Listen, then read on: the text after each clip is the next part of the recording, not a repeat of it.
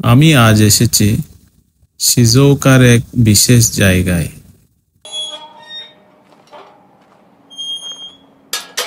हम वहाँ जाके वापस नहीं आएंगे, ढूंढते ढूंढते लोग थक जाएंगे।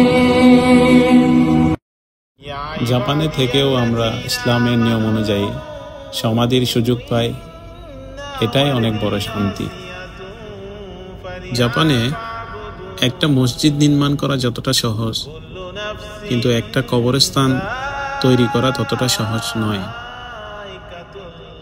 জাপানের 47টা প্রিফেকচারের মধ্যে শুধুমাত্র মুসলিমদের কবরস্থান আছে 7 থেকে 8টি। আমাদের বিশ্বাসের এই জায়গাগুলো আমাদের পরিচয়ের প্রমাণ। দূরে থেকেও আমরা এক।